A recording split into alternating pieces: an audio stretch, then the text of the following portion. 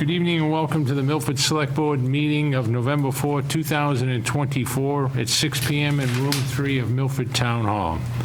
Our first agenda item is the signing of the warrant. Mr. Chairman, I make a motion that we sign the warrant for October 7, 2024. I second that, Mr. Chairman. And I would make that unanimous. Next agenda item is approval of the regular session minutes from October 7, 2024. Mr. Chairman, I make a motion that we approve the regular session, minutes, October 7, 2024. And I second that too, Mr. Chairman. And I would make that unanimous as well. We have regular session meeting minutes from October 17, 2024. Chairman, I make a motion we approve the regular session minutes, October 7, 2024. And I second that as well. And I would make that unanimous. And one more, we have approval of the executive session minutes of October 17, 2024. Mr. Chairman, I make a motion we approve the executive session minutes, October 17, 2024. That's a second too, Mr. Chairman. And I would make that unanimous as well. We do have a public hearing tonight. We have Water Street Market doing business as Water Street Market, Meat Market, a transfer of package store all alcoholic beverage license. Is there anybody here? Yes, should have an attorney on Zoom also, I Okay, think. thank you. And this is a public hearing. Mr. Chairman, I'm going to recuse myself from involvement just in the hearing itself. I've represented Water Street Market and the owners as an attorney in a matter. So I'm going to recuse myself from this transfer. Okay. Thank you very much for stating that. Okay, welcome, gentlemen. For the general public that's watching, could we state our names? My name is Igor Gotino. And you are currently from the meat market, correct? Right. Well, he's the new manager. Yeah, the new manager. Okay. These are the transferees. Okay. Right. All righty. And your name, sir? I'm sorry, I didn't catch And it. my name is Flavio Melo. Okay, thank you. Hey, good evening, board. Can you hear me on Zoom? Yes, we Yeah, can. just hold on, please. That's that part of that should be the attorney. Sure. Yeah, it Okay. is. All right, well, first, let me go over, we do have a department head review form. And from the building commissioner, it is OR use and allowable use. Building and the restrooms are not accessible per his notes. Town planner, okay, no change of actual use. Town treasurer, there are no outstanding taxes or liens. Fire chief has no objections at all. Police chief has approved your application, and the Board of Health has found no violations at all for your application to transfer your license. Do you have any comments before we vote on this, or I turn it over to the board? I will, I get them. Will we start with the attorney first and then? Okay. Okay. Thank you, board. Can you state your name, I could please, sir? Give me the board. So State your name, please. this is Matthew Porter. I'm the attorney for Water Street Market Inc. I'm going to just Seems to be breaking up. You're breaking up, sir. Are you able to hear me now? Yes. Got you now, yeah? Excellent. Matthew Porter for Water Street Market Inc. As you stated before the board, this is the transfer of the license for Water Street Market. Before person is Flavio Melo and Igor Gotino. Flavio, 100% shareholder of the corporation. Igor would be the proposed license manager. There's no anticipated changes to the operation of the business here at all, so a really straightforward transfer. There is a request of an inventory to Rockland and financing the transaction. A pretty smooth transition. Okay, thank you very much. Gentlemen, you're all set, you have nothing to add to that? No, we good? No. Okay. Everything looks in order. Paul, do you have any? Yeah, just to say that everything does look in order. The application was filled out in detail. Like I said, the business has been around for quite some time. Very respectable owners. I have no problem with them. As you could see, the department heads that you mentioned too, Michael, are all in favor with no objections. Police chief approval, Board of Health found no violations. It's all set with the planning board, tax collector, and whatnot, so I really have no objections at all, and I would vote to allow this transfer with no problem at all. Okay, and I will make that unanimous. Okay, gentlemen, we also need two additional, well, we need two additional motions before we even go there. Sure. Okay. There is a pledge of inventory and a pledge of license. Okay, I saw that on the back. We want to approve. Okay, so we have one, Chair, just to remind you, it's a public hearing. Yeah. yeah, it's a public, do we have anybody on? We don't have anybody on Zoom for Okay, for this part. thank you very much, Chris. So this is a public hearing. Is there anybody here in the general audience? Okay, we have nobody online, correct? Not speak against. Okay, Rick, and how do you want us to vote? I need a motion to approve the pledge of license and a motion to approve the pledge of inventory. We'll start with the inventory first, Mr. Chairman. I make a motion to approve the pledge of inventory for this particular establishment at 3 Water Street, West Street Market LLC. And I would make that unanimous. And I also make a motion for the pledge of the license for West Street Market to be transferred at 3 Water Street with no objections at all. And I would also make that unanimous. Okay, you're all set. Thank you very much. Congratulations. Thank you. Good luck to you. Good luck to you both. Thank you. Appreciate Thank it. you. Take care now, Mr. Porter. And Chris, there was nobody online, correct? No, all we had was Mel Pignano and the attorney, so. Okay, good. Okay.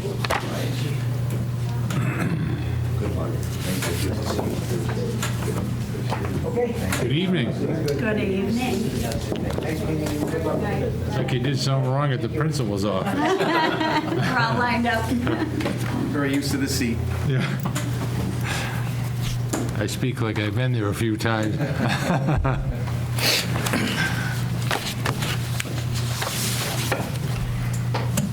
Thanks, Mike. Yo.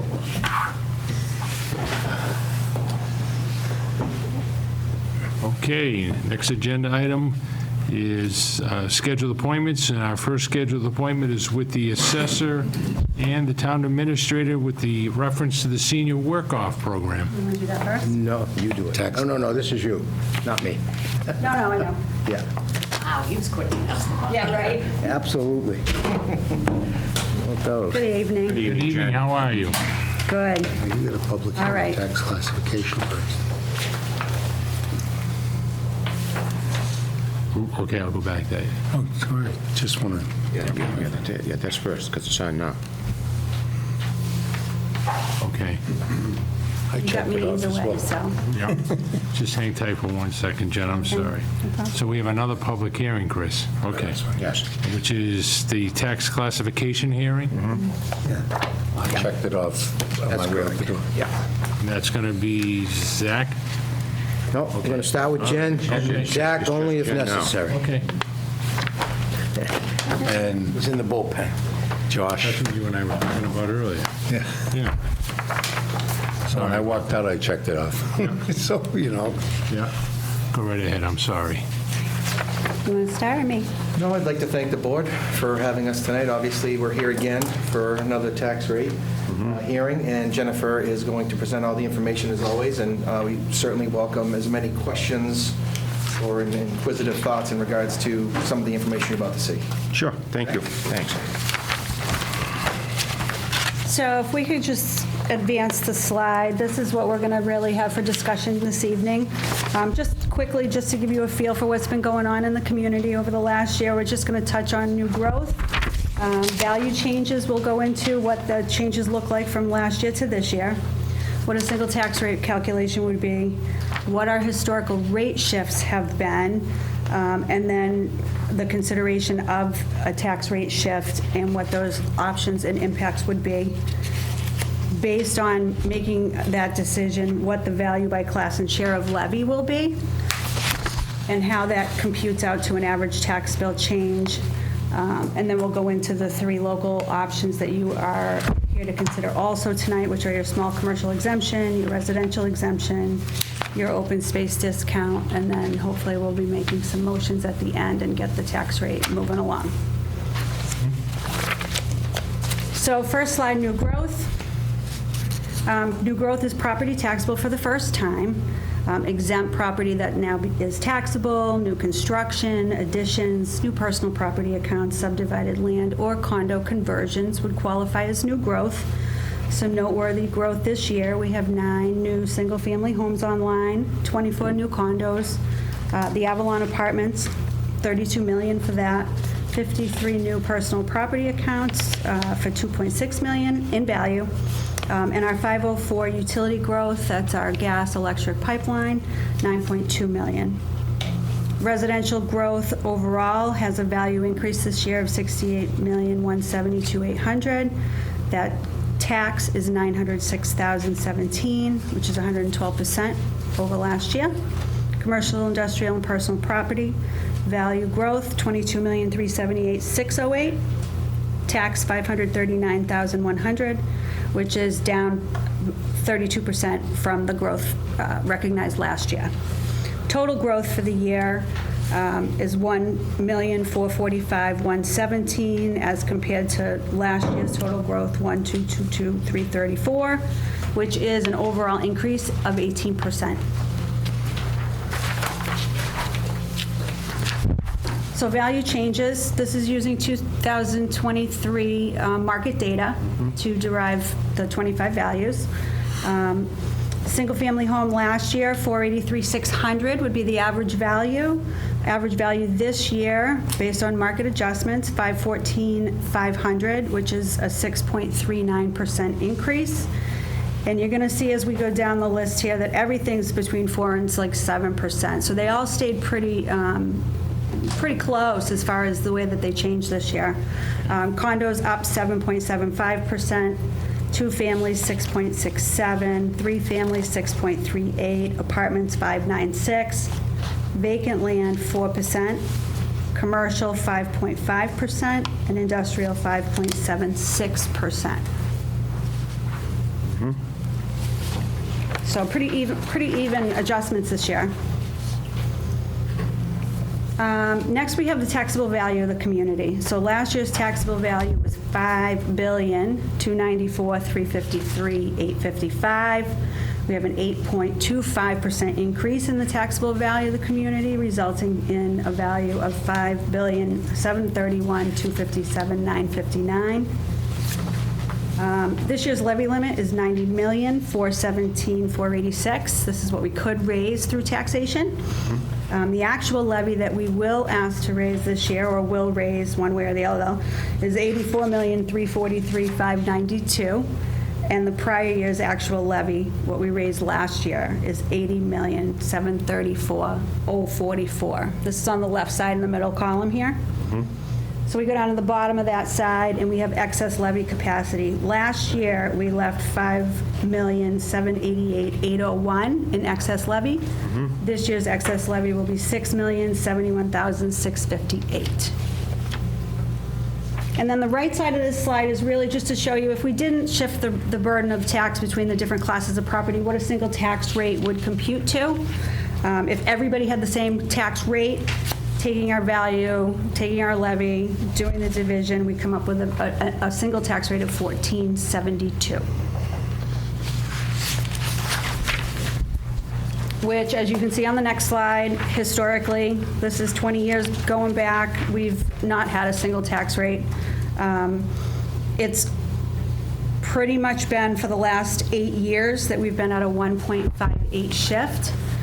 In years prior to that, it's always stayed around 148, 150, 160. So we're always kind of in this same window, if you will. Okay? Yep. So if we look at the shifts on the net, these are actual scenarios for this year. So on the left side of this slide, we have what the residential impacts would be, and on the right-hand side, the commercial. That pink rose-colored line that you see up there is the 158. That's where we've pretty much hovered for the last 8 years, like I said. If we did a 158 shift, our residential tax rate would be $12.80, and our commercial tax rate would be $23.25. So just to give you what last year's rates were, last year we were at $13.29 for residential. and 2409 for commercial. So both rates would come down in pretty much all of these scenarios. Right. Okay. So on a single family, average single family value would be $158 tax increase at that shift. And your average commercial change in tax dollars would be $472. If we look at it differently as a percentage, residential is 2.5%, and the commercial would be 1.82. The only other thing I would point out is if it was a percentage that you wanted to consider and having the percentages be the most level between the residential and commercial class, a 159 shift, the one right below it, if you look at the percentages there, that's probably the very closest that you could get if that was something that you wanted to target. But like I said, we've been at a 158. The rest of the scenarios that I'm giving you tonight are based on a 158 and keeping everything where it is. Questions on this one? Not yet. No, thank you. Assuming a 158, so into this next slide. Without any shift, with a single tax rate, the residential share of what we're going to raise through taxation would be 81%. With the shift, the residential share of the levy is 71%. Commercial is the remainder. So instead of an 80-20 split, we're a 70-30.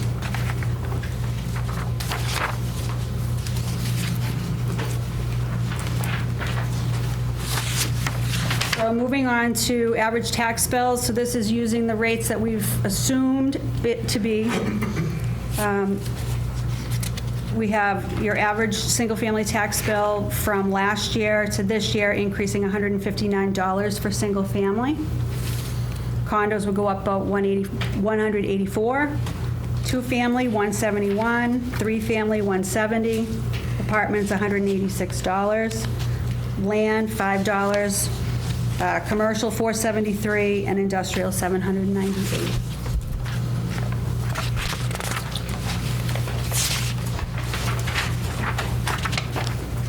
Questions on any of that before we get to the next few pages? Yes, just the only thing, Mr. Chair. Go right ahead. The only reason why it increased 100 and, I lost my page. $159? $159 was because of the increase of the value of the homes. It's the value, yeah. Right, exactly. Right. So Because the actual rate went down, but the value of the houses went up. That's exactly So that's how that was going. Okay. That's just for clarification for myself, and also a lot of times the general public asks too. Right. You know, why did the taxes go up? And then you got to let them know why, because their houses went up. Yeah, it's kind of a seesaw. So values go up, rate comes down. Exactly. Right. Right. Rate goes up, values go Exactly. down. Thank you. You're very welcome. The last three things that we're going to ask the board to consider tonight are the small commercial exemption, the residential exemption, and open space discount. Small commercial exemption, you should have got a memo Yes. last week. So just as a reminder, really, the town can exempt up to 10% of the value on Class 3 commercial property if it's occupied by a small business. Right. Small businesses are identified to the town by the Division of Unemployment Assistance with the Commonwealth. They tell us what those addresses are. We then have to go through those addresses and determine if they're a value of $1 million or less. Right. If they are, then those would be our properties that we could say would qualify for this exemption. Then from that, we can run the scenarios to kind of determine what that impact would be to that class of property and also to the remainder of that class that has to make up the difference for that. There's only 14 towns in the Commonwealth that have adopted this, and those percentages are what you see in the towns listed on the left-hand side. So 85 properties would likely qualify for the exemption. The commercial and industrial tax rates would go up to 2336.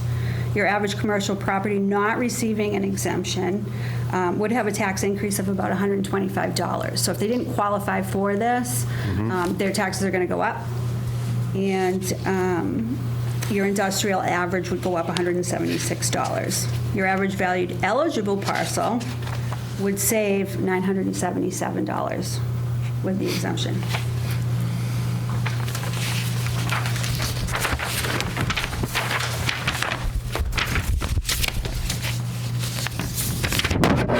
Residential exemption.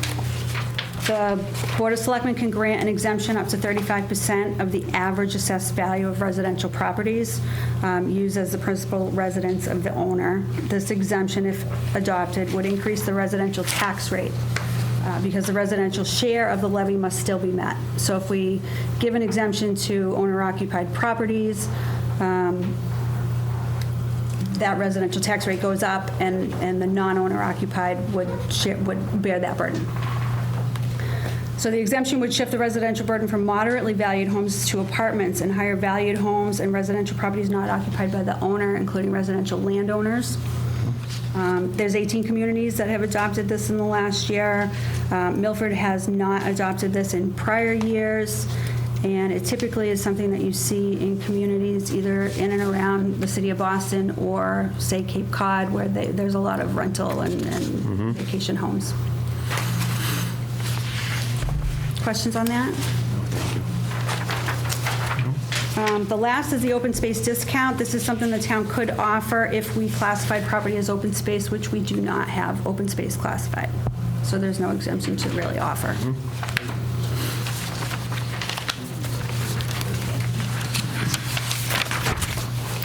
Okay, before I turn it over to the board, Chris, is anybody on, There's no one on Zoom. no one on Zoom? Is there anybody here for the public hearing? Okay, not seeing anybody, I will open it up to the board. Tom? Mr. Chairman, I have no questions whatsoever. I think it's, as usual, comprehensive, but understanding. You do a fantastic job in presenting things so that, you know, when I looked at it previously, as I've looked at it in the past, it's right to the point. So unless anyone else has questions, I'm prepared to do motions. Paul? Just one. Maybe let's have the vote first, then I'll want to ask a comment for a question after we make our decision here, because this was more or less, it's going to go a little away from what we're talking about now. Okay. Okay? All right, as long as you're comfortable with that. Yes, I am. Okay. And Tom, you have no further questions? I do not. My personal opinion, I'm only one member of the board, but there's an old saying, if it isn't broken, why fix it? And I look at the history of, you know, where we've been over the years, and it's always worked well. And you look at how, you know, you can offer the exemption to small business, but then it gets shifted to big business, and, you know, how do you keep the playing field equal for everybody? And you know, as we all know, there's a big push right now as Massachusetts is considered not an affordable state to be in, whether it's to live or to have a business. And so I feel that, you know, by looking at exemptions like that, the message, just me, again, the message we're sending is to the larger businesses, you know, well, you know, you can afford to take the hit. Well, that's not true. That's, in my opinion, that's not true. That's why I think, I appreciate everything you put together, but, you know, I agree with my board, but I don't think we should change anything. It's been very successful for a lot of years. You know, it's a lot easier to sell this slight increase because people are going to say, well, wait a minute, this decreased, but I got an increase. With the services that we provide in this community, I can sell that. I know that my other two board members surely can. We get a lot of services in this community for our taxes. You know, we really, truly do. And so, you know, my vote would be not to change a thing. And with that, I'll look for a motion. I move the town adopt a residential factor of .8697. And I second that, Mr. Chairman. And I would gladly make that unanimous. Rick, is that all you need is one vote? No. I think he's got several coming. All right. Yeah, I think you have them in front I of you. move the town not grant an open space discount. And I second that, too, and in all fairness to the industrial and commercial businesses that we have in town, it's a sign of just being commercial and industrial friendly, too, to encourage them to come to Milford. And I gladly second that. And I would make that unanimous. I move the town not adopt a residential exemption. I second that, Mr. Chairman. And I would make that unanimous as well. Chairman, I move the town not adopt a small commercial exemption. And I second that, Mr. Chair, as well. I would make that unanimous. And the next commentary, is that a vote, or is it? No, if you could just state that you are acknowledging that you've been given what the excess levy is. The board acknowledges, Mr. Chairman, make a motion that the board acknowledges that we're aware of the excess levy capacity amount of $6,071,658.79. And I second that, Mr. Chairman. And I would make that unanimous as well. Mr. Chair, just have to ask something, too. First of all, I want to thank Jen, too, for the way you presented it and your knowledge in this, as well as your board and your staff as well. But one of the things I wanted to mention, too, where, yeah, we do have a problem in town with illegal conversions. And, you're more or less seeing a two-family home, let's say, for an example, being used or constructed as a four-family, and they're more or less paying taxes on a two-family and getting the benefits of a four-family. And they're more or less getting away with it once it's discovered. What I'd like to know, once it is discovered, is there any way that we could more or less increase the taxes for the tax that they did not pay? For instance, like from a two-family to a four-family, and they were getting that same benefit and not paying their fair share like most good, honest property owners do, where they're shouldering the burden of this impropriety. So I'm going to say that, obviously the taxation is something that we're overseeing based on the rules of the state, Department of Revenue. So there's no way for us to make up a tax in addition to what they're already being taxed, which is, fair and equitable, and obviously based on the data that we have in front of us. Now, I will say that there's been many a times where our data lister has gone out to property and has seen something that may not fit what we're supposed to be checking, and that's certainly reported to, the correct departments. But from a taxation standpoint, Jen, correct me if I'm wrong, there's Right. no way to... Right. And then, if we find it through our cyclical program, which is, to try to inspect like a tenth of the town over, each year, we're going to collect that additional value for whatever they may have done physically to the property. But as far as shifting burdens and kind of what we were talking about here in the tax rate, that's not an option. That's not an option. So if there is like from the previous inspection that the assessors would do, it's a two-family, and they go out and see a four, they'd have to report that, I would hope, to Building Department, Board of Health, or, whatever. But then again, they got, let's say, 2 or 3, 4 years, they got away with the benefits of a four-family and paying only taxes on a two-family. Right. And that's not right. But if there's nothing that we could do to more, I would just want to use that as another tool. Well, I think once the use that- is established and approved, and there's a new use, we actually ran into this a few years ago with the property on Main Street. I won't give a specific address, but it was a commercial property with a residential use, and that went to all residential, but that was the original use. Right. So for many years, this property was being taxed on a commercial and residential usage. Then there was a shift back to residential, which we got kind of loud about because we didn't really see a permitting process happen through that. However, the original use of the property was a multi-family property. So whenever it was converted to commercial was really where the issue happened several years prior to. Right. And so we then had to go in and tax it as residential. Because that was, even though there was a lot of back and forth in regards to how to handle this, from our standpoint, we have to only tax what we see. We can't change it because everything is governed by the DOR. Right. It's not So just the board right. kind of making those decisions. I understand that now. So you're taxing from that point going forward. You're not going ex post facto. Correct. Because you can't. You can't go back. Each levy You year. can't use the taxes as a fine or a penalty. If there is a fine or a penalty, someone did something they shouldn't have done, the burden then is on other departments to accomplish that. And that's what I was getting at, like to use it as a fine or a penalty. I'm sure Like I there's many said, times that people would love to be able to say, let's, but the taxation piece of it is not where we can. I understand that. Yeah. Thank you for that, because like I said, the best thing to do then will go the legal way and go through the courts and housing court or whatever. Very good. Thank you for that. Thank you for the question. Thank you. Any other questions? No, and some of it's just how do you prove how far to go back? And then just how do you figure all that out? And that, you folks you go crazy enough. You enough. Yeah, and I mean, we can only do a revise or an omitted assessment for the 6 months, after the year has, because we wouldn't even know where to pinpoint when those properties were Precisely. Know converted. where to begin. I get it. This is Thank the you very form. much. You're Thanks welcome. much. Thank you for everything. Need to Thanks, ask Ken. you Yeah. anywhere down here if you guys can sign that one. I just have to use a real pen.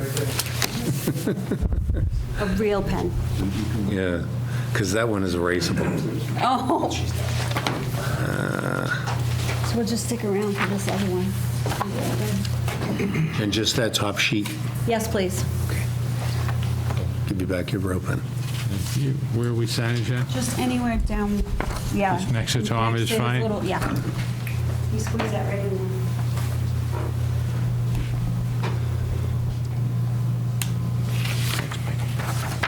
Chris, that's public hearings is, Right. sorry about that confusion. No problem. Well, for either one, you got me, so Thank you. thank you very much. Okay, and with that, we move on to scheduled appointments. Our first one is again with Jen, the assessor, and the town administrator, the senior work-off program. Jen? Okay, shifting gears. So I sent a memo, I hope you all got it. Basically, the senior work-off program has been a wonderful tool for the town, and we've had it for a number of years. Last year, we were fortunate enough to come before you and ask you guys to increase the amount of the work-off credit they can earn from $1,000 to $2,000. First year of implementation, starting to run into some problems where some of the seniors aren't able to earn all of those hours, or they have transportation issues, or maybe a health issue.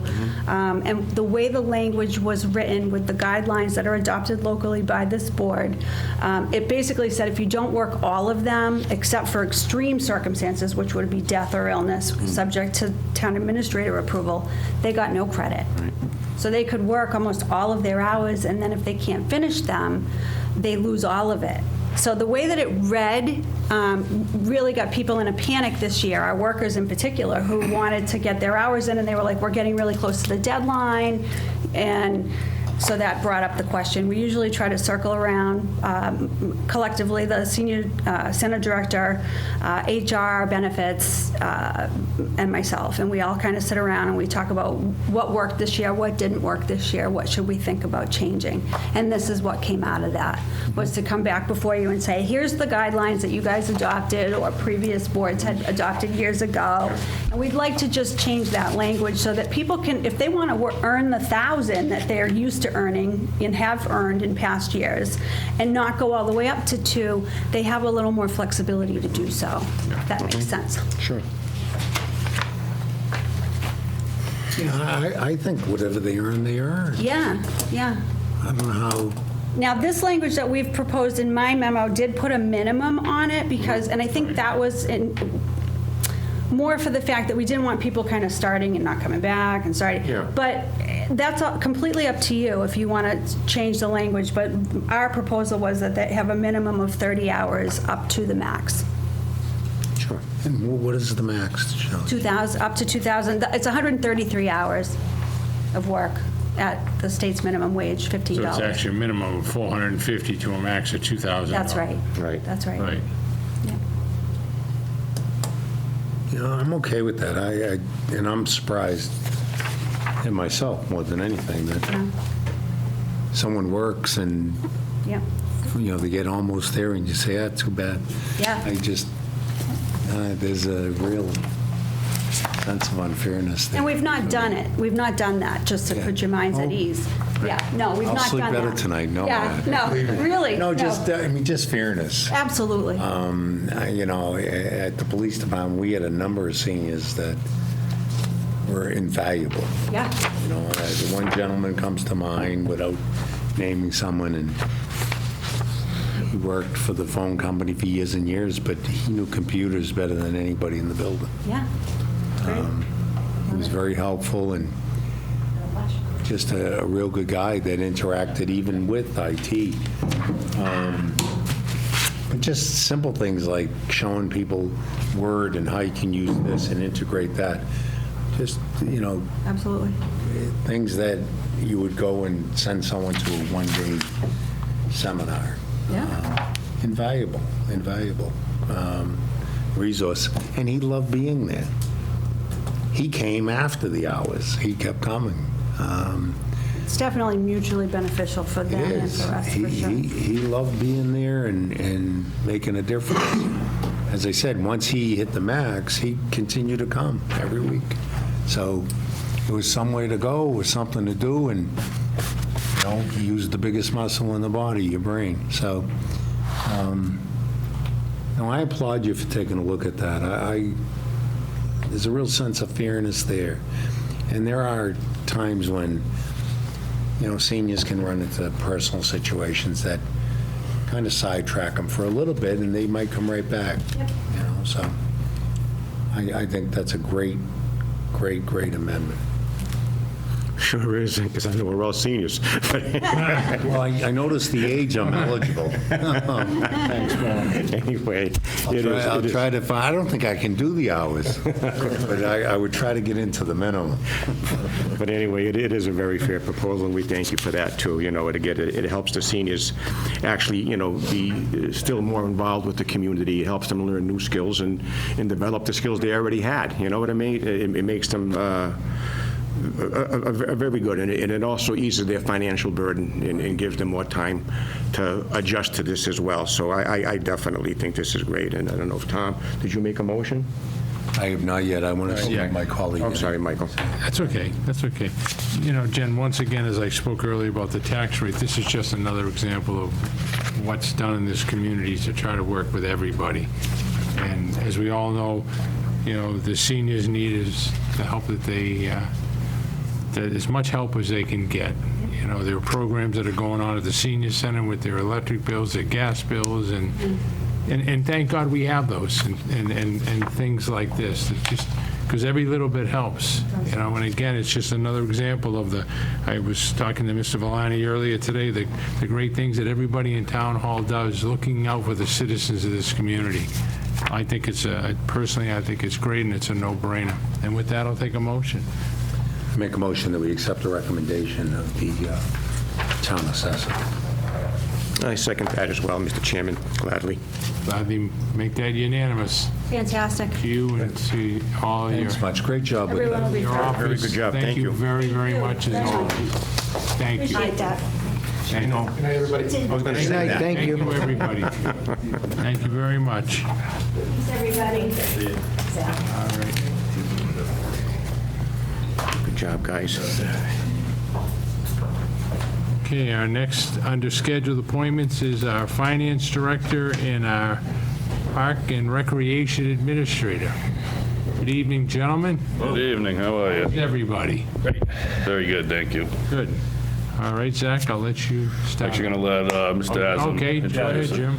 So if I can, Mr. Chairman, I'd like to just give the board and anyone that may be watching an update on the park that's in question or in discussion. So first of all, again, Jim Haslam, Parks and Rec Administrator, for those who might not know me. And I want to give the board and the people that may be watching an update on the town park project that you probably drive by each day and see the improvements and the work being done.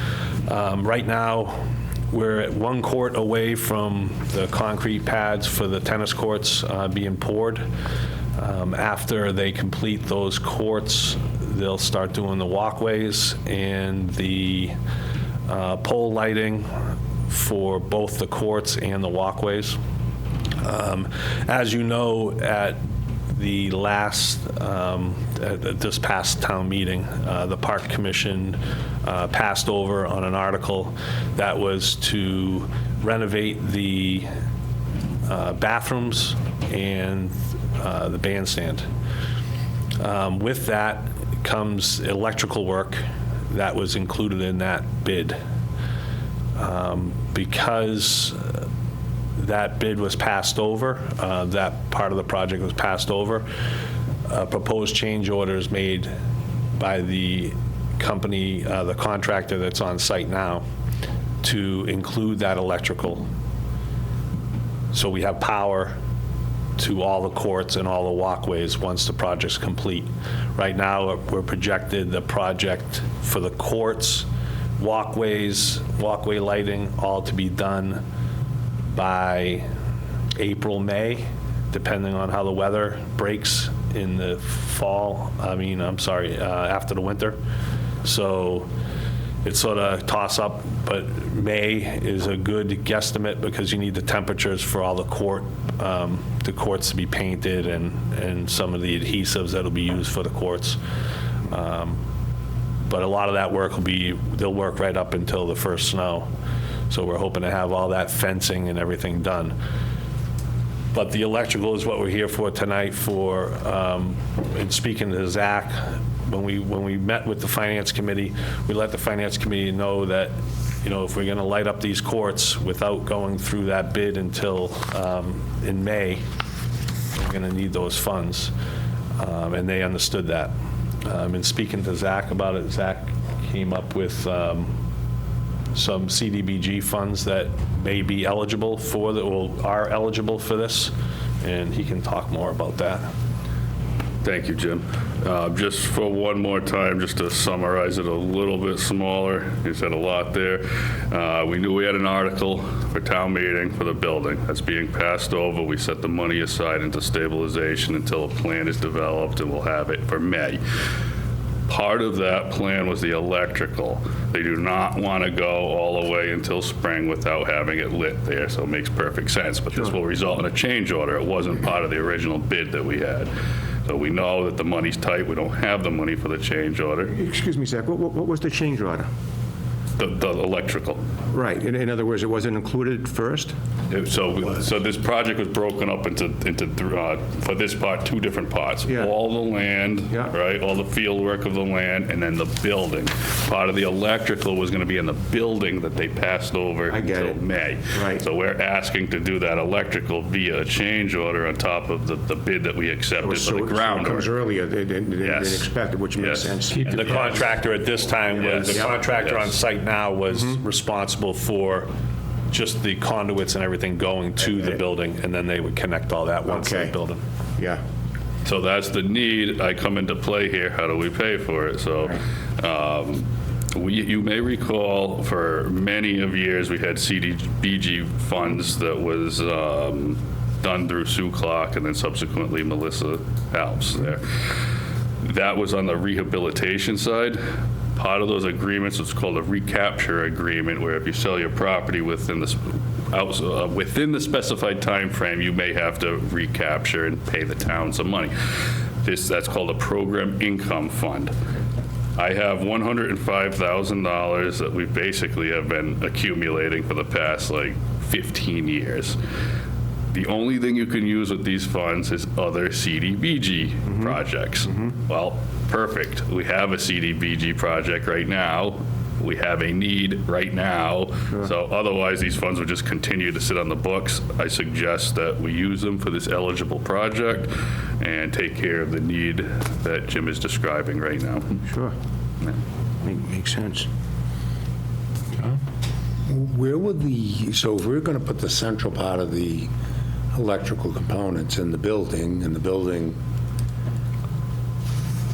it's not there anymore, right? So it's a, Where are we gonna it's put it? a designed outdoor pedestal that they're putting it on. So similar to what we did down at Rosenfeld Park, if you're familiar with the new lights that we put down there, there's a pedestal that's outside. It's just a basic plywood pedestal that all the electrical components will go. So it won't be in the building itself. But when the building's done, it can be transferred to that. Okay. Yeah. Good. Thank you. Yeah, no, like I said, it makes perfect sense. The questions that I had was already answered.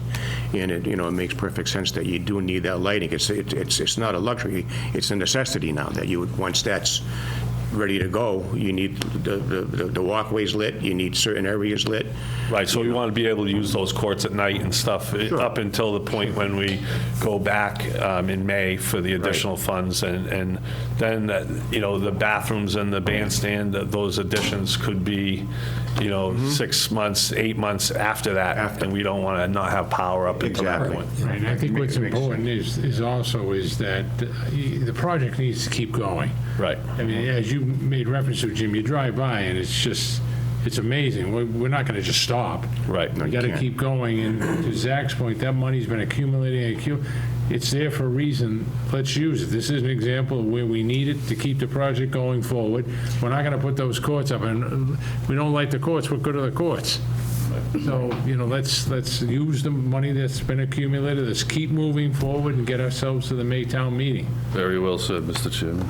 Yes. Even the walkways, the basketball court, the kids always play basketball out there. Yeah. How much of the 105 do you need? I mean, I was hoping to have access of the available balance in the fund, the full 105. We don't need it right now, but you know how change orders go. Absolutely. Right, no, I get it. That's why I was asking that, is that you're close to that number, you're around that number, you want to have a cushion? Okay, I'm not uncomfortable with that. And also, in fairness to Jim, and I won't mention any names, I won't mention any towns, but I've had a lot of conversation with people that are in your, same predicament, since COVID.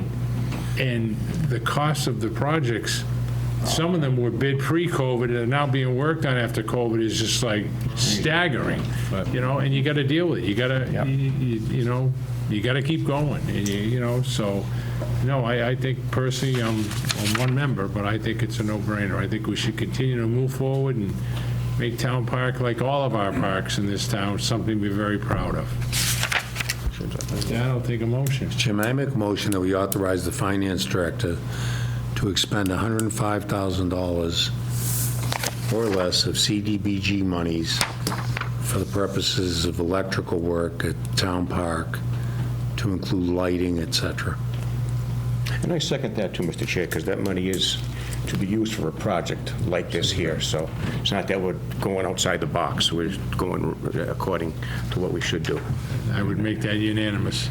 Fantastic. Thank you both very, Thank you for very your time. much for everything you do.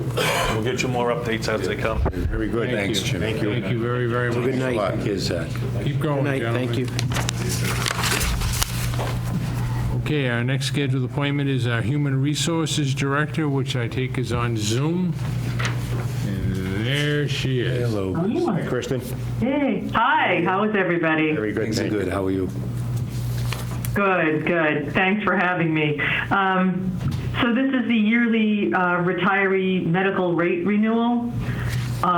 We had a meeting on October 21st with the Insurance Advisory Committee, and we had the broker with us. As you know, we are a little bit constrained as to what we can do with these rates. They're very regulated. And, besides Blue Cross, they're regulated by the federal government and state government and everything else. So we kind of brace ourselves every year. The good news was that we, on our MedX rates, actually had good numbers as far as utilization last year. The bad news is they've capped, well, I guess it's not bad news except for what it did to the rates. They have capped the out-of-pocket for the drugs from $8,000 down to $2,000, but that drove up the rates 18.16%. Now, that's a blended rate for MedX.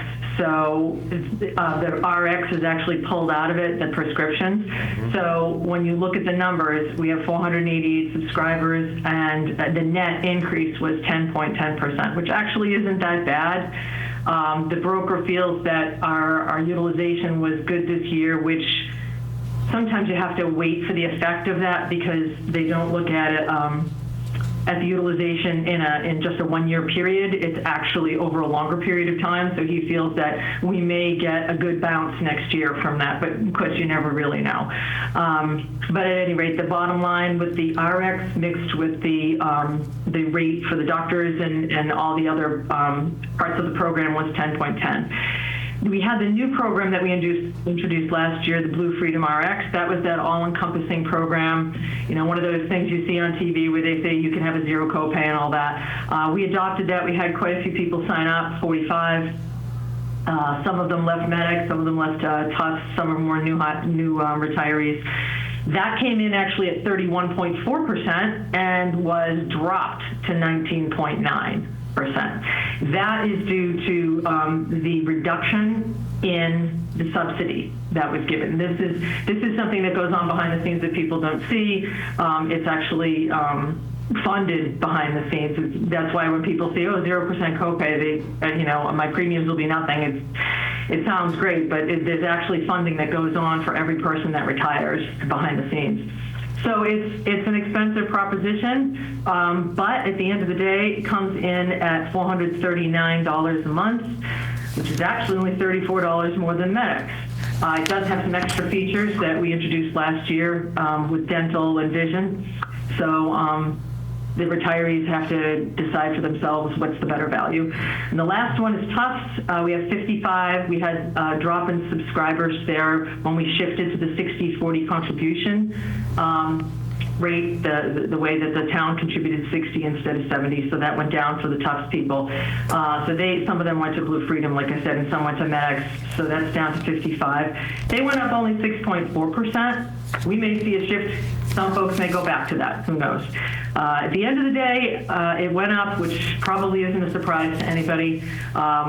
The 19.9 was a little high, but I wasn't really surprised at the 10.10 and the 6.4%. Again, the biggest shock to that, the one thing that surprised me the most was the out-of-pocket dropping from $8,000 to $2,000 on the drug copays. I mean the maximum out-of-pocket for the drugs. We also suggested, as a strategy to combat a sudden shock in copay increases in the future, that we line up more with the GIC, and that would mean the drugs increase would be from $10.25.50 to $10.30.65, so it's a slight increase.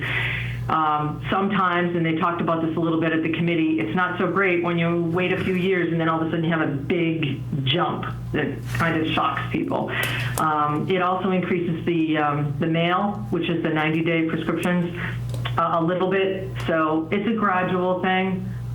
We can always revisit it, but they thought that was the best way to go, so they voted that in. And so that is the story, for good or bad. Very good. Thank you very much, as always, Kristen. Thank you. Tom, I'll open it up to you first. I have no questions. I'm going to pay it no matter what. It's true. It's true. I have no questions either, too, Christian. I don't think the I rates can't are... wait till the spring. No, I was just going to say, too, with Kristen and the Insurance Advisory Committee, I know that you worked hard to come up with the best rates, not only for us as the people who would receive those rates, but also as an economic value for the community as well. We really appreciate that. Thank you. With that, I'll entertain a motion. I make a motion that we accept the recommendation of the Personnel Director. And I second that as well, too, Mr. Chairman. And I would make that unanimous. And again, Kristen, thank you and everybody involved with you for all your hard work. Yeah. Thank you very, very much. Thanks very much, guys. Have a good Appreciate night. it. Have a good night. Thank you. Thank you. Okay, and our last scheduled appointment is Chris Myra, LLC, DBA Quick Mart, a transfer of retail package store wine and malt beverage license. It looks like this is just a correction, Rick, to some of the... Yeah, you approved this back on August 26th, the transfer. Again, I think we had this in the past with another entity not that long ago. They review, the ABCC does, the transfer docs. They requested certain corrections to the original docs. If you look at the top page of your packet, one particular part wasn't filled out correctly. They needed a narrative in another part. Certain financial disclosures didn't match up. They're missing a signed lease agreement. So basically, I would ask for a motion to approve the corrections as requested by the ABCC, as well as the additional documentation they are requiring to be filed. There's no one here from there tonight, because this is more corrective in nature than, again, the transfer you have already approved. Mr. Chairman, I make a motion that we approve the recommendations of the amendments to the application to the ABCC by Chris Mara LLC, DBA Quick Mart, to transfer a retail package store and wine and malt beverages license. And I second that motion to Mr. Chair. And I would make that unanimous. Okay, our next agenda item is our town administrator's report. Rick? Yes, thank you, Mr. Chairman. 3 items tonight. One, I just want to alert the public and each one of us, the residential leaf program is being changed, and I think for the better. I've spoken with Highway Surveyor Scott Christofuli. Now, your leaves will be picked up by the day of the week by route, and that begins today. So you could be Monday, Tuesday, Wednesday. My day happens to be where I live on Monday. So each of us will have a designated day of the week.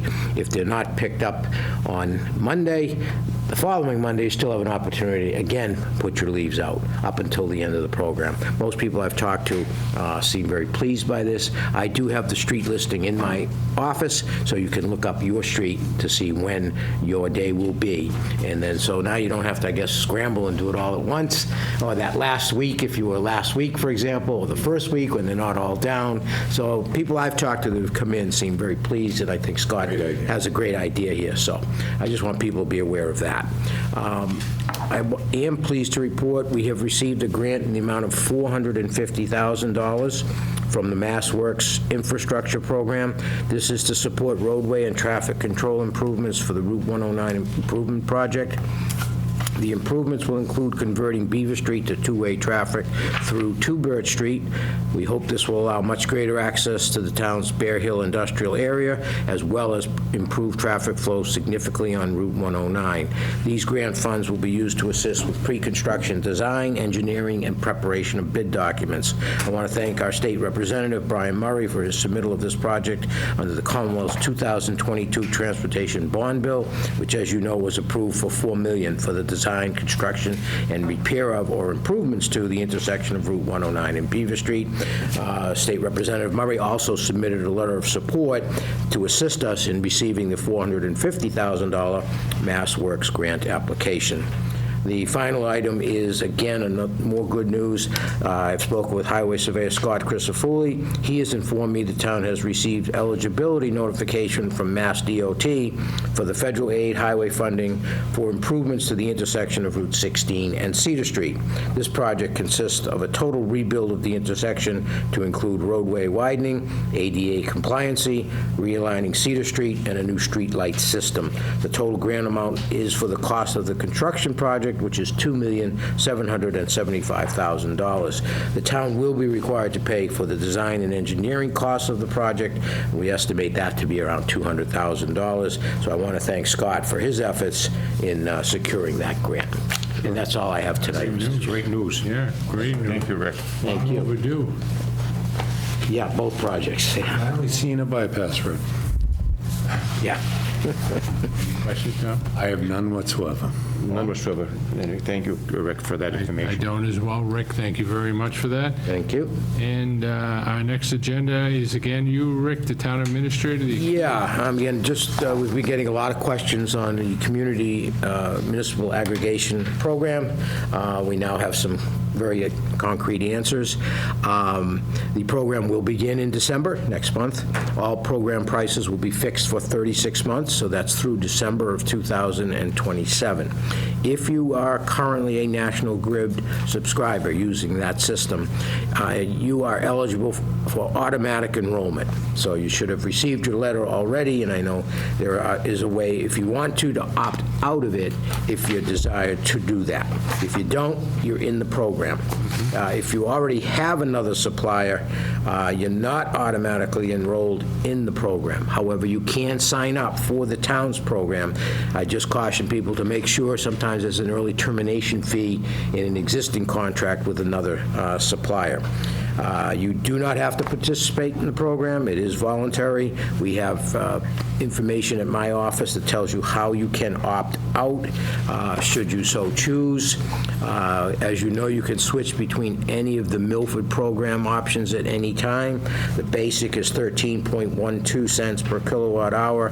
The standard, which everybody is in automatically, is 13.550 cents, and the Milford Plus is 14.460. Again, the second and third categories deal with use of renewable energy, 10% for the standard, 100% for the Milford Plus. Sometimes people really want to use that. One question that was asked, and I asked it myself, why is it an opt-out program? People seem to think, why shouldn't it be an opt-in program? This is via statute, Mass General Law, Chapter 164, Section 134A, and the simple reason it gives the town or city enough buying power to attract qualified suppliers. The fear is that if you go with an opt-in, you may not get the numbers, and therefore you may not get the right rate that you want to make it attractive. Right now, it's approximately the Milford basic rate and the Milford standard rate are about 3 cents, give or take, less than the current national grid rate.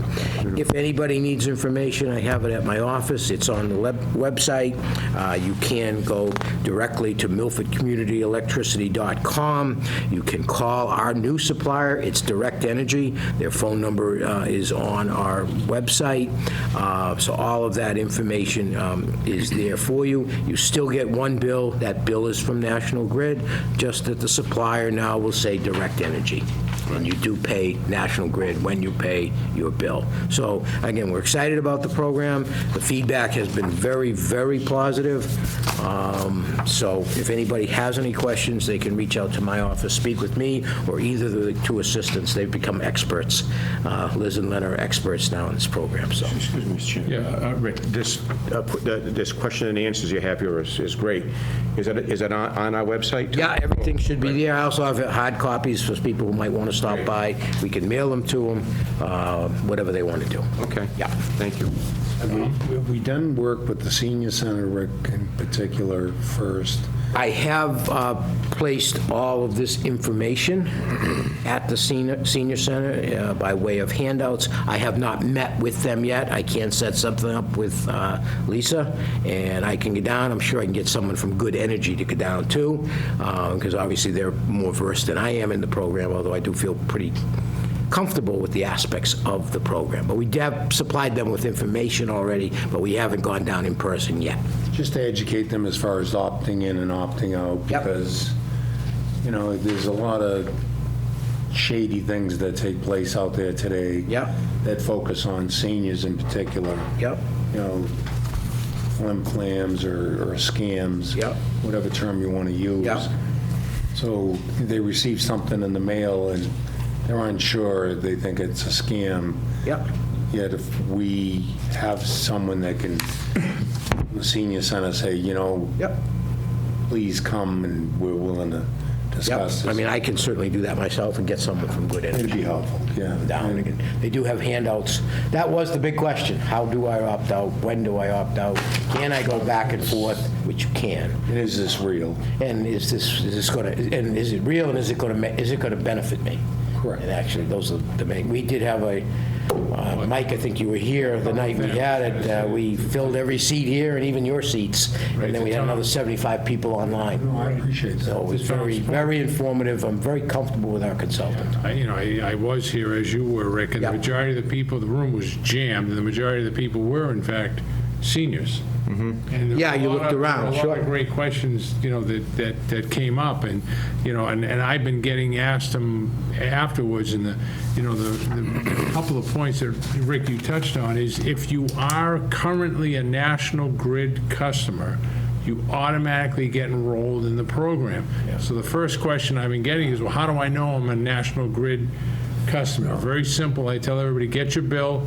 The top portion of your bill has all your delivery services. The next line down says supplier, tells you who the supplier is. If on your bill it reads National Grid is your supplier, you're home free. If it's any other company, you have to take action if you want to be part or not part of this program. Right. So, you know, it seems very confusing, but it isn't. And I've told everybody that I've spoken to, grab your electric bill, look at who the supplier is. If it's National Grid, you're all set, unless you want to opt out. If you want to opt out, you have to mail back the card that was sent to you. Yeah, you can mail, there's an email option and a telephone option. You're right. If it's not National Grid, and again, it explains to you what you need to do if you want to be part of this program. Okay, but again, if you have any questions, please call into Town Hall and let us answer your questions for you. To Tom's point, we're going to do something at the Senior Center, you know, but there were a lot of great questions that were asked that evening. Please don't stay out there and you know, be confused. You know, we will do everything we can to help you, whether you want to be involved in the program or not involved in the program. We will assist. And my second concern is the issue of there are language barriers. If I could just make a suggestion that we purposely send information to the different religious institutions. Yes, I will be receiving this kind of information that you have in front of you in at least Spanish and Portuguese. I've been assured that I will get that. So that we can distribute it to those, Yep. at least the environments where a number of people go on a regular basis. And then we still, through the Milford schools, have the adult education, English second language, if we can make it available. Sure. Here as well. And then there are other institutions such as the courthouse. Interestingly enough, you know, people go to the courthouse to use services and would see something like that, or the clerk's office would make it known to them. They're always very helpful with community programs. Sure. So that are in the interest of the general public. That's just some suggestions. Yep. Thank you. Yep. On my part, but I think you've done a magnificent job. This is a huge program, and it's taken an awful lot of your time of other people in this community that work here at Town Hall, as well as residents in the community that have participated to try to make a difference and save some people some money. And, you know, it's on the news today. The rates are going up. Rates are going up. Rates are right, exactly. Going to come at a better time. Now you're locked in. That's what they said, is they want to push us, the government, want to push us to electric versus other fuels. Sure. You know, electric is going to just surmount the value of the other fuels, so. And people have to live, so they're going to go with the choices that they can live by, Right. in my opinion. But great job, Rick, with Thank this. you. Very good. Thank you, Rick. Thank you very much, Rick. Does any member have any other old business? I'm just going to go check my rates when I get home. I don't have any other old business. No, I do not. Thank you. Okay, and neither do I. And with that, we will move on to our new business.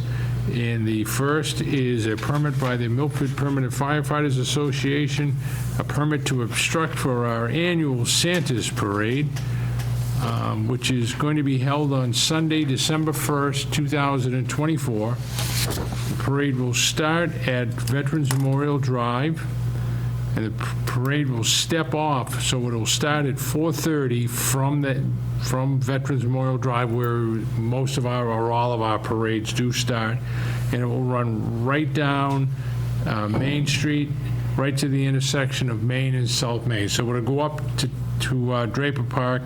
I believe that's where it will end. So it's for Sunday, December 1st, 2024. The parade will start to organize sometime around 3 p.m. It'll start at 4:30, which should make it dark, which we like to see for the Santa Parade. It's well attended every single year, and it will proceed right up Main Street. It has been approved by our Chief of Police, Chief Tassino. It is submitted by Adam Salomon. And with that, I'll look for a motion for approval. I make a motion that we approve, Mr. Chairman. Really not much else to say. It's an awesome day. And I second that, Mr. Chairman. Gladly, thanks. And I would gladly make that unanimous and can't wait. Okay, next on the new business is the award of the contract to repair engine 5 for our fire department. Only one bid was submitted to repair it. It was submitted by Bulldog Fire Apparatus Incorporated. They are located at 17 Winter Street in Woodville, Massachusetts, a section of Hopkinton, if anybody doesn't know where Woodville is. And the amount was $89,017.29. And again, only one, watching you question why we're approving, only one bid was submitted to do the repair of engine 5. Motion to approve, please? I make a motion we approve. They're well-known for that type of Yeah, work, as absolutely. well as building those types of engines, so I make a motion that we approve it. It was funded at the last town meeting. And I second that, Mr. Chairman, no problem. And I would gladly make that unanimous. Our next item under new business is actually something that we already approved. It's back with us this evening for an event. They had to change the date. Yes. So originally, we had approved for St. Mary's Parish a one-day liquor license and a one-day entertainment license. We approved it for November 2nd, 2024. Unfortunately, they've had to change the event to November 9th, 2024, and so they've submitted the date change, and we need to have an approval, please. Jim, I make a motion that we approve the new license for November 9th, or the amended license from November 2nd to November 9th, for St. Mary's Church, the same conditions. And I second that, Mr. Chairman, with that. I would make that unanimous. Next on the new business is acceptance of a gift for the Milford Cultural Council. The donor of the gift is the Milford Foundation. Their address is 11 Janek Street here in Milford, Massachusetts. It's a general donation and very generous in the amount of $2,000. The contact person on the donation is Harold and Marcia Rhodes. And again, a very generous donation in the amount of $2,000 from the Milford Foundation going to the Milford Cultural Council. May I have a motion, please? Make a motion that we accept a gift from the Milford Foundation for the Milford Cultural Council for general purposes, and send a special thanks to Harold and Marcia Rhodes for their generosity. And I second that, Mr. Chairman. I also echo those same sentiments, too, from Harold and Marcia Rhodes. Very generous, and like they said, are very happy to support this wonderful event. Thank you so much, and I second that. And I would gladly make that unanimous, and as always, Rick, I know you will. We'll get a thank you letter out of the mail. Again, thank you very, very much for your generous donation. And our last item under new business is Sacred Heart of Jesus Parish, the Women's Club, a one-day wine and malt license for their annual Christmas party. It is to be held at Sacred Heart Church in the Bell Tower Room, which is the parish hall right next to the church. It is going to be on December 7, 2024. Hours of the event are 11:30 a.m. to 3 p.m. There is an admission charge of $25. They expect about 35 people. The application is for beer and wine only, and it is not open to the general public. Again, it is for the Women's Club of Sacred Heart Church. Make a motion for approval. Jim, I make a motion to approve. I would just change the hour, an hour before, so they can set up, an hour after, so it's consistent with the alcoholic beverage laws as far as people not consuming alcohol on the premises. I will say that I've had a preview of some of the raffle baskets, and if you are a member, I would encourage you to make sure you attend. It's going to be a great time. And, so I approve the request of Father Scioli. And I second that, Mr. Chairman, too, and in the best to them as well. Okay, and the only comment that I want to make, and I do agree with Tom's recommendation to allow them to set up an hour earlier and to clean up an hour later. The only thing I want to be put out there to be cautious of is, of course, 4 o'clock Mass on Saturday afternoon. So it's not a problem, but just to make everybody aware, parking in the church parking lot might be a little tough on tight, that one yeah. particular day. But other than that, I will make that unanimous. Very good. Ready? I would imagine most of them are walking right across the hall. Yeah. It's all said, Mr. Chairman. Exactly. With their lovely baskets. That's right. Okay, and next agenda item is invitation to speak. Anybody here? Nobody in our audience? Chris, anybody online? No, we're all alone. Okay, we have nobody here for invitation to speak this evening. Does any member have any correspondence?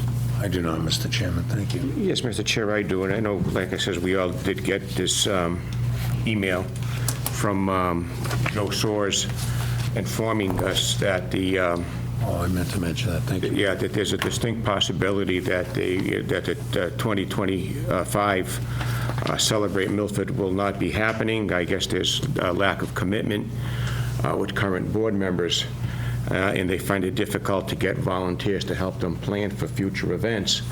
So Joe feels that there could be a possibility that the Celebrate Milford Committee may not be in existence anymore.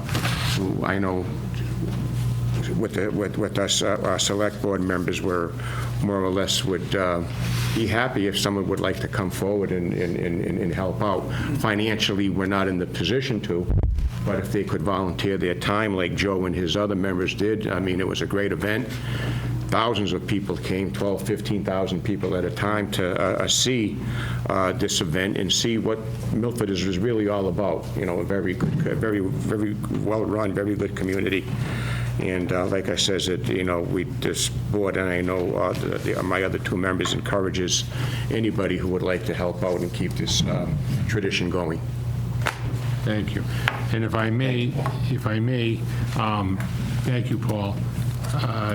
I have Tim here tonight from the local TV station, and the Citizens from Milford is putting together a series of interviews. I happen to do the select board, you know, being chairman, and basically the reason for what they're putting together is to try, this being a great example, to get more people involved, particularly, you know, you almost want to call it the passing of the torch. As you know, the generations move on, we need the younger generation. Please, I'm not lecturing anybody, but if you could find the time to carve out some time to try to get involved in these projects or boards in town, you know, it would be much appreciated. And to Paul's point, you know, Celebrate Milford, you know, just a great event attended by thousands of people.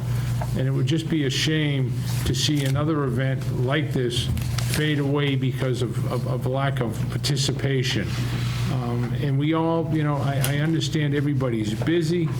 I understand that family life is very important. I do truly understand that. But if you could just find a way to carve out some time to help in the community, if you get a chance, go on the local TV station, look at the program that they put together, look at the people that they interviewed, and what they have to say, and maybe that'll spark some interest, and then maybe as a board, a committee, or this event, or some other event in town that you'd want to get involved in and keep the tradition going.